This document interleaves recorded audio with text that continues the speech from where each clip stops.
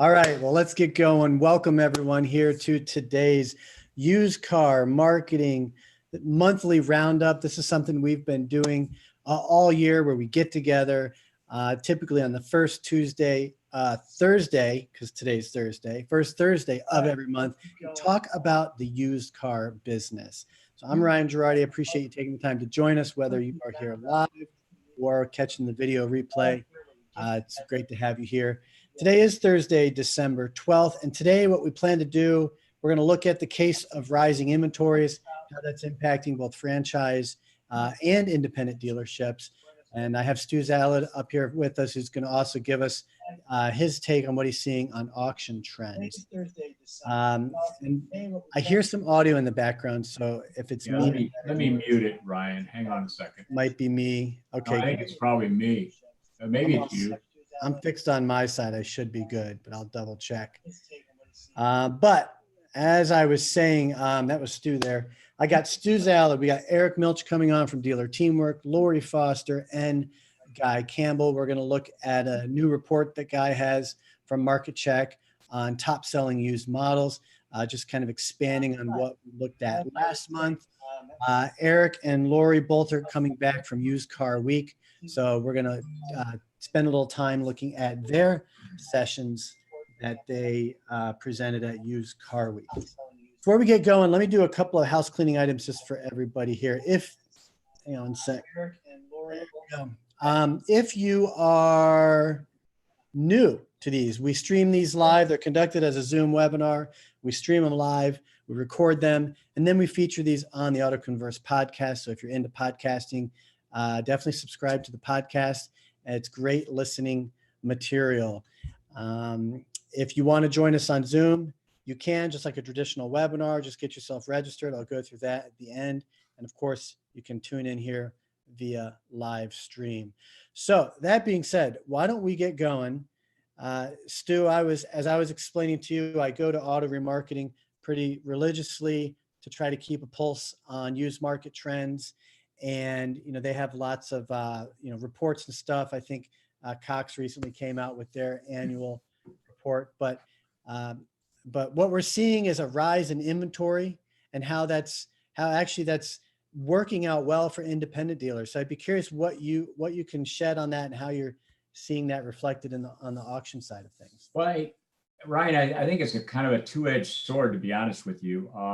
Yes, inventories seem to be rising, and I sort of believe that based on, excuse me, what we saw last month, that's kind of a temporary thing that's happened because dealers have been very blessed in the last several months to have enjoyed not a normal depreciation schedule. So consequently, you could take more risk, you could probably buy more inventory. And I think that's the reason that the inventory levels are rising, because what's happened, and it's happened very quickly, we're back to a very, very traditional and maybe even a more severe depreciation schedule in a lot of the segments that are out there today. The exception probably still is the truck market. It appears to not have experienced as much of a decline month over month as a lot of the other segments. So the inventory levels are there because I think dealers probably were over zealous a little bit in what they wanted. And I think that also the fleet lease off lease stuff is still flowing at a reasonably solid pace. It's not as high. I think the high point for that segment was actually August of last year, and we're now starting to see that decline a little bit month over month. Not a great deal, but there's probably been a lot of that inventory available for sale. It's easy to buy. A lot of it can be CPO'd by franchise dealers, and even the independents can buy an awful lot of that stuff because it meets their needs. I will tell you this, that I think most dealers today need to really start to look at that and create that discipline that they've traditionally had to get to a hard turn.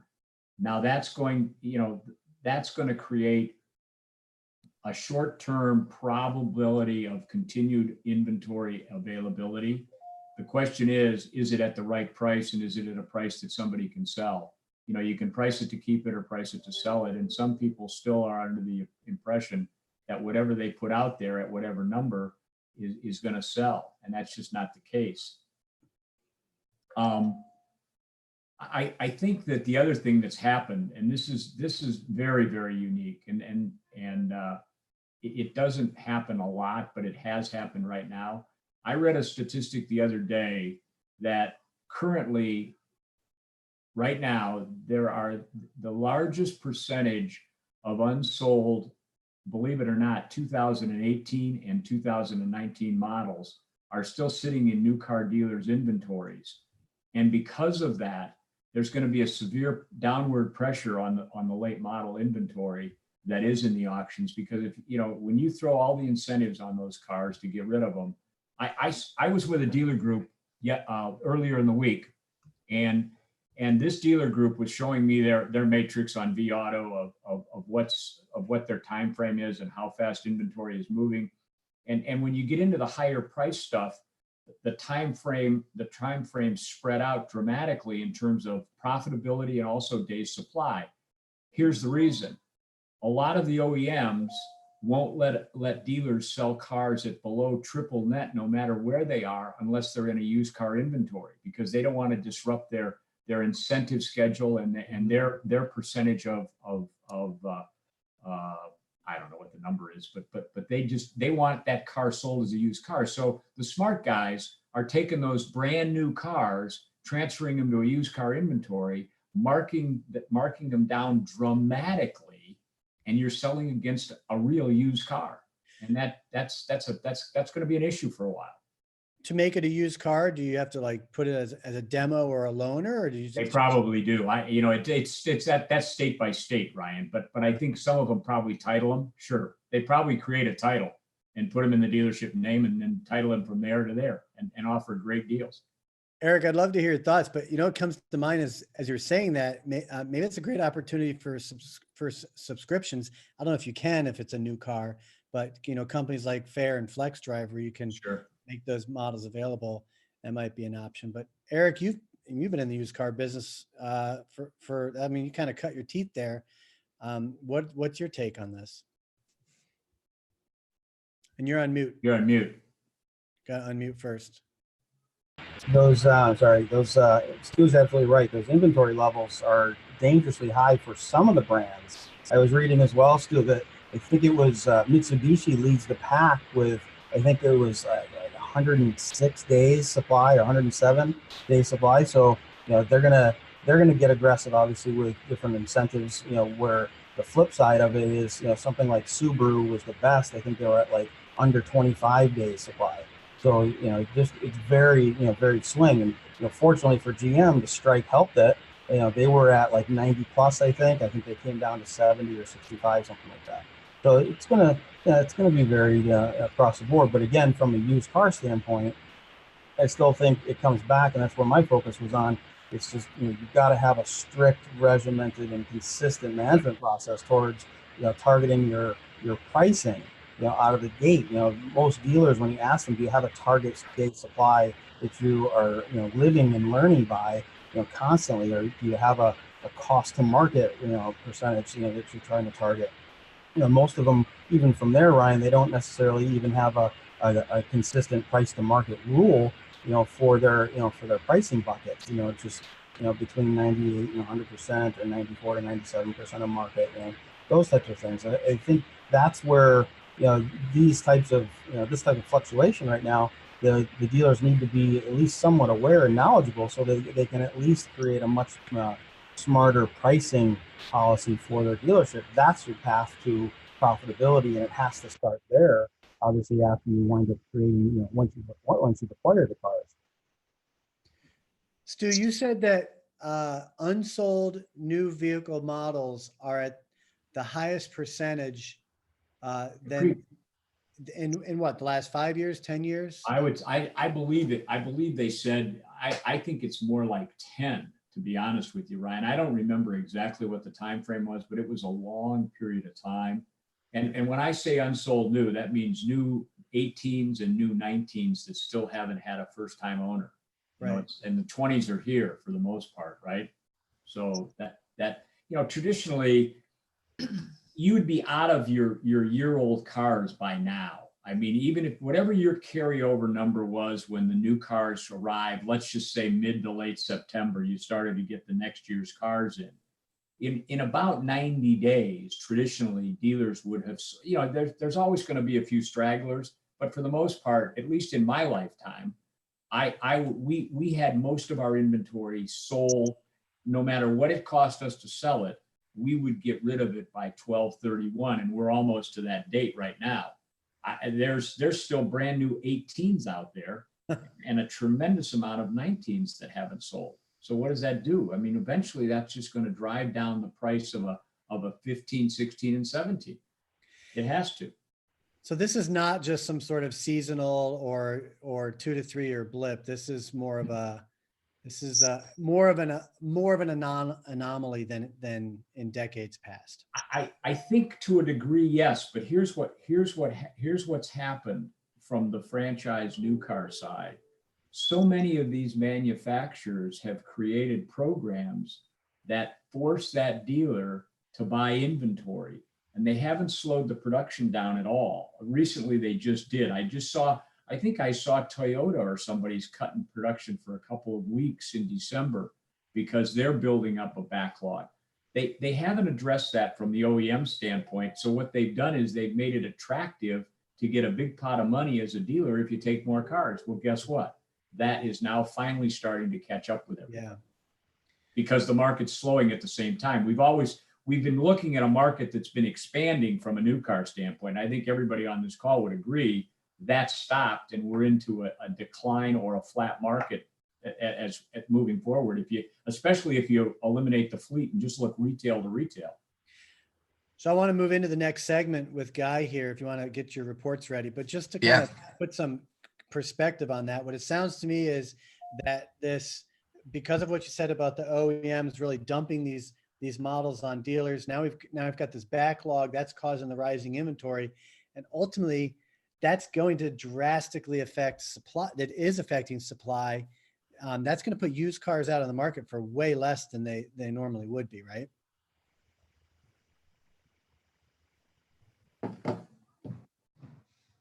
Potentially. It looks like he's lost his audio. I think the concern is we've been so bullish on buy everything you can with all of the new players that are in the market right now, gobbling up, vehicles, used vehicles as they're available. Yet we coach dealers to look at micro trends, not historical 30-day ago trends, but like really what's happening right now. Like when you watch, and I choose the word bullish very carefully, when you're watching the stock market, the ticker tape running across the bottom, the value of commodities are changing literally moment to moment. And that's how we now have to watch our vehicle pricing on our used vehicle inventory, especially as Stu's talking about, especially as these inventories are just stacking and stacking up. We fly over them. Some of us on this call fly a lot. We fly over and we see, you literally can see the inventory when you know where you are. You can see these cars everywhere. So, and I'm sure others will collaborate, but hope the audio is all set over there. But so don't be bullish as an overall strategy. Be bullish when it's time to be bullish, and then apply the brakes when it's time to apply the brakes. Well, I'm gonna quote that. It's a great quote. Don't be bullish all the time, just when you need to be. Guy, let's go ahead and share your screen. Yeah, Thank cool. you for chiming in on that. That's a great segue going into it with what you're saying about the ticker tapes and the stock market, right? Because that's kind of what I'm going for with this whole thing. I'm going to go ahead and hit share. Before you do, Guy, let me just do a quick Oh, orientation. all right. So folks, you're tuned in here to our used car marketing. This is a monthly roundup that we do pretty much every first Thursday of the month. I've got Eric Miltsch from Dealer Teamwork. That was Laurie Foster talking from Foster Strategies, and Stu Zalud from ACV Auctions. We're looking at case of the rising inventories and what's causing that. So now we have Guy Campbell here from Marketcheck, and he's going to show us some reports they're putting together. There's some national and regional reports here showing top selling models. So Guy, why don't you go ahead and take us into this? Yeah, totally. So this one right here is just kind of the basic. It's 90 days history in the U.S. of just used vehicle sales.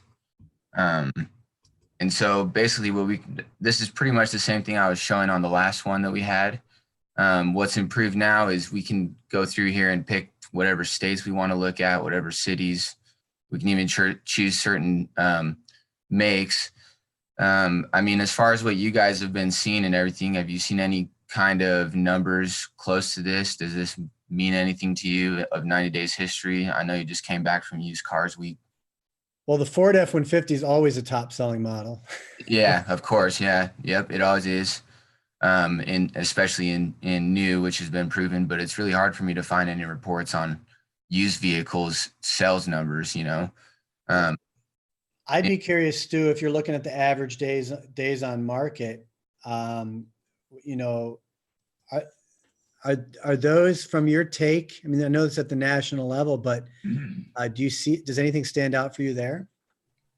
Well, yeah. I mean, I'm looking at the average days on market, and it certainly appears, and these are used cars, but it appears to me that the truck market is higher than I have seen it in terms of how fast stuff seems to sell and turn when it's priced properly from an auction perspective, which is the wholesale side of it. And maybe that's why, because what's happened probably is as the demand has increased, so too is the actual wholesale price. You know, much like affordability on the new car side. I was talking to a dealer today, one of the buyers from a large public, and he attempted to buy a 2018 Ford Raptor the other day, and the dealer needs a number that's not realistic, but that's because that's how much money he had to put in that car to trade it. So the guy tried to put it on our site to get rid of it, to turn it back into cash. And obviously he's in it at more money than he wants. So what does he do? He puts it on his lot to retail it. So that Raptor will end up in that 106 day supply probably. Yeah, definitely. And so what will come next with our next ability is that's something you'd see like in this price evolution chart kind of thing. You'd see like, you know, a huge one go up like that. Well, that's probably the Ford Raptor, you know. Sometimes you'll get stuff like that. And so that's just what's going to come next in the report, is to build it down to trim to, and then we can even get into options and equipment. You know, does it have a level 1 or a level 2 lane assist, you know, and we're actually working on normalizing that between the different brands. So you've got your Toyota lane assist that is the same level as the Honda one, but they're called two different things. Once we put that together, then we can really put those values in, and then this report can get a lot more specific like that. This would be just the more kind of basic free report available to everyone. And then when we want to get down to there, then we could, you know, probably where I'll go with it is it'll be like you could be looking at it on the chart. And if you're just looking at one vehicle, this is the price and the date, you know. So if you found one that was just way up high and you wanted to build a comparable kind of sheet for that Ford Raptor, you could pick out all of them, and ideally you'll just be able to click on it and I'll bring you to the ad and show you everything. Let's go back to what Laurie said for a minute, and you know, strike when the iron is hot. Predictive pricing and this type of data certainly helps that. And you need to be, you know, instead of being reactive, you need to be active. And what I'm seeing here is that even though the truck market from a wholesale standpoint is continuing to do better than the rest of the market, that's about to turn a little bit based on some of this data, because the cost of ownership doesn't make it as affordable to sell it and make money unless you do it very, very quickly, and that's probably getting a little harder to do. So again, this just supports, you know, be aggressive when it's time, and look at it all the time, so you're not reacting to something that's already happened. Yeah, check this out. We can look at we'll take a week from, so this is gonna be the end of November to December 5th. And this is where we're getting a little bit more like what she was talking about. I mean, it's almost like watching the ticker, the time sales tape, you know. And then I could probably build it out so that you click on this, and then it's just going to take you to, it's going to show you all these listings, the time it sold, the price it was at, a link to the expired listing that we still keep. We still have that, you know. Hey, Guy, for contrast, could you narrow this view, but down to a particular city? Because I think, you know, Yeah. Eric, Laurie, you might agree, national data from a dealer's standpoint isn't quite as, I mean, maybe for comparison contrast, they need more regionalized. Let's Now- take this. Maybe take New York. Yeah. Now, obviously, the CarMaxes, maybe Carvanas, AutoNations who have a national reach, they need to see it. They still need to see Yeah. it. Yeah, this is the thing about that. So right here, I've got all of the cars, and that does include like CarMax or whatever, but that's only going to be including vehicles they sold in New York or whatever place we choose. Right. Yeah, and I meant to throw this in there. And Stu, when I asked you about the days in market, Adam, who's listening, he said the same thing. They just seem really high. Guy, they seem high to me.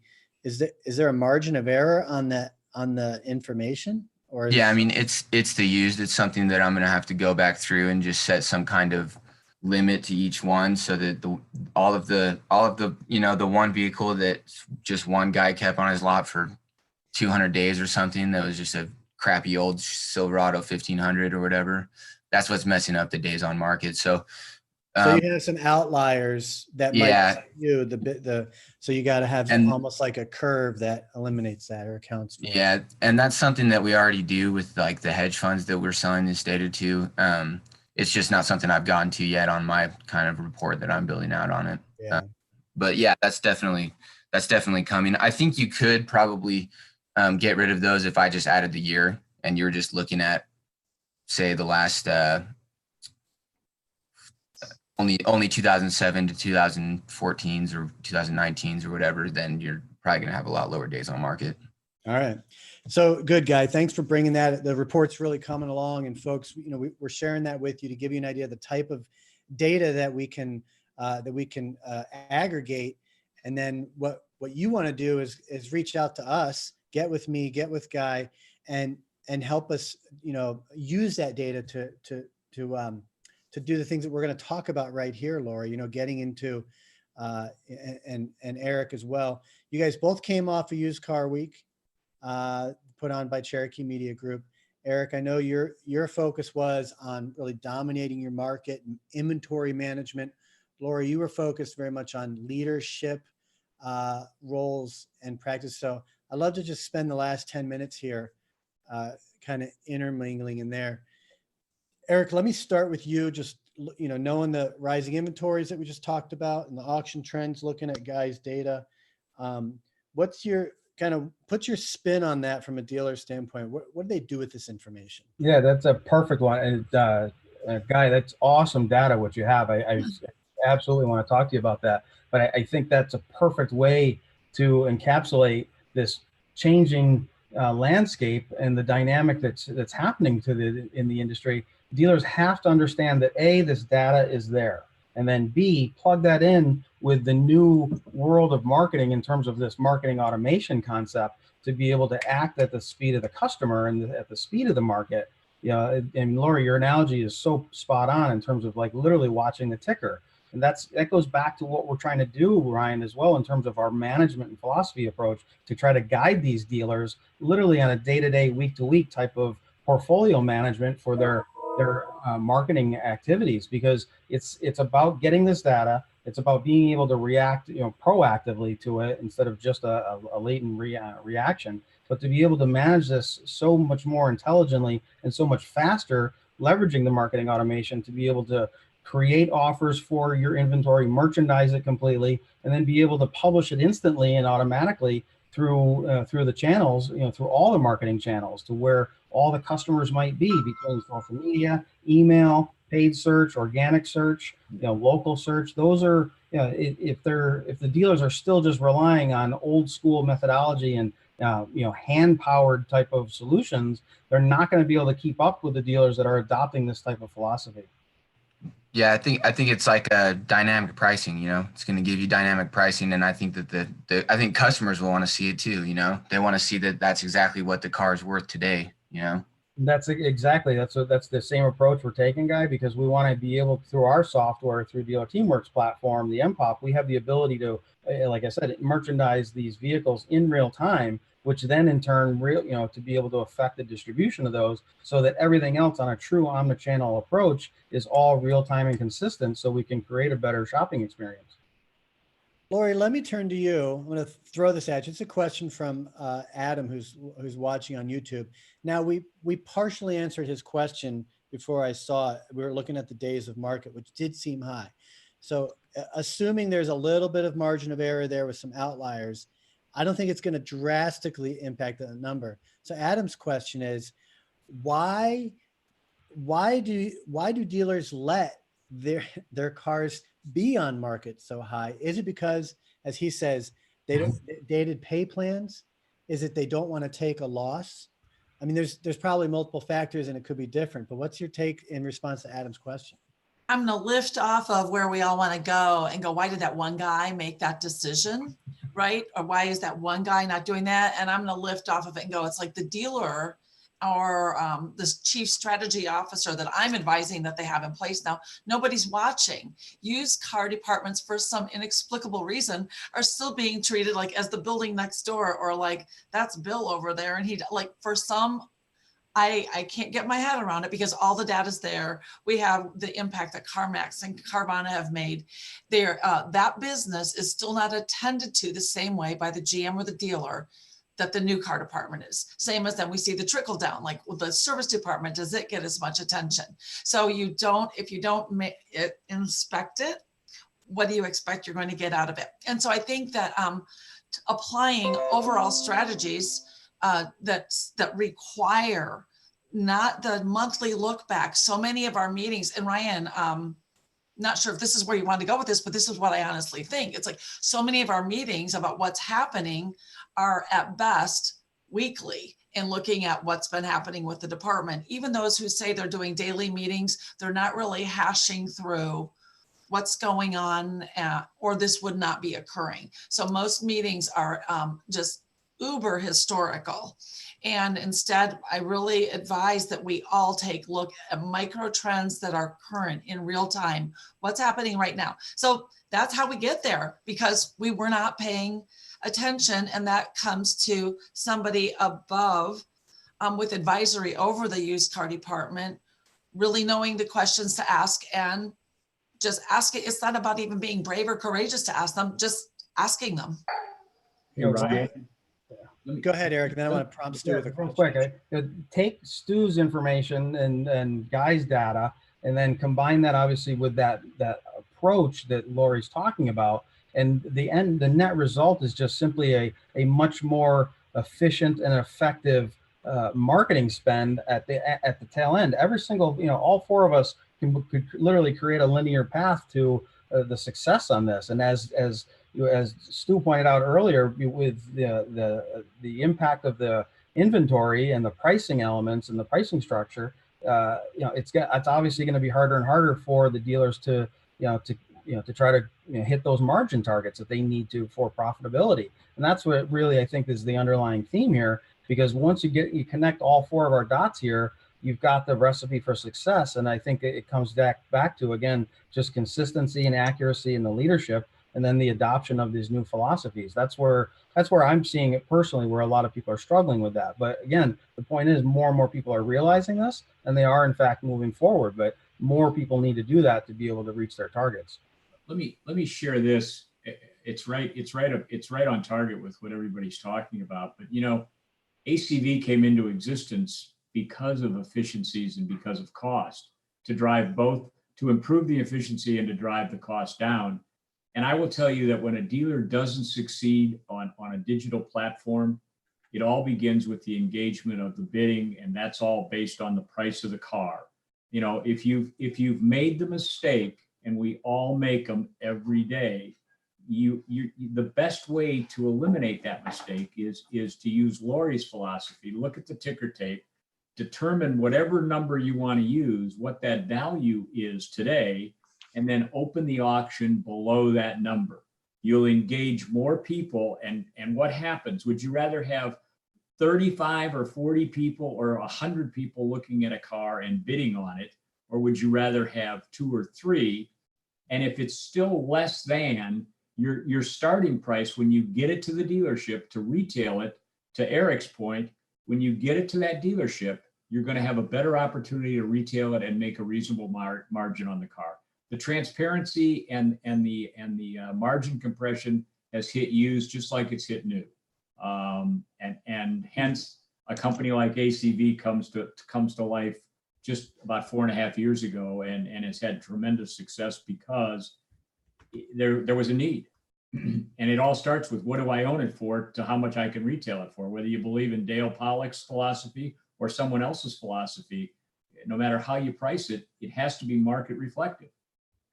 And that changes dramatically day to day. Stu, I'm glad I like that you respond that, because I was actually going to prompt you. I was thinking of you while Laurie was talking about how, here's the used car department. It's either in another facility or shoved off in the corner, doesn't have the oversight and the accountability and the collaboration. And I think we all know in the dealer world, there's the top 15 or 20% that are progressive and savvy and really, really blazing the trail. But for the most part, people stick to their old ways. So I think, Laurie, what I think you said was most used car managers don't realize that the data that there's information out there, that there's solutions out there like ACV to get these cars moving, and the importance of doing it.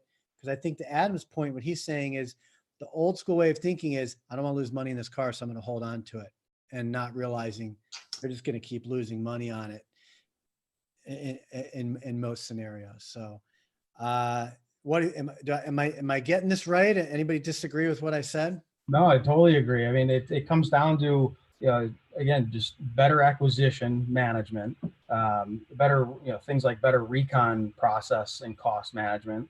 That's going to set you up for a better pricing policy, which ultimately leads to, a much more efficient and effective marketing spend. So you can move these cars quicker, hit your margin targets, as Stu said, and then ultimately, reduce your cost of advertising per vehicle sold. And I just, that's the mindset it's got to be. To go back to Laurie's analogy, that ticker, it's just like holding a stock. If you held a stock and you ever said, oh, I hope it goes back up, the minute you say hope, you're dead in the water. Same rings true for holding a car.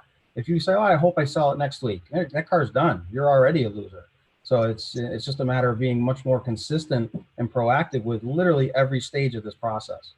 I think this is why Bill Zadites asked me to speak at Used Car Week to the audience at large, because speaking on leadership at a time like this, first of all, you've got to know what's really happening in the dealership world and with the market.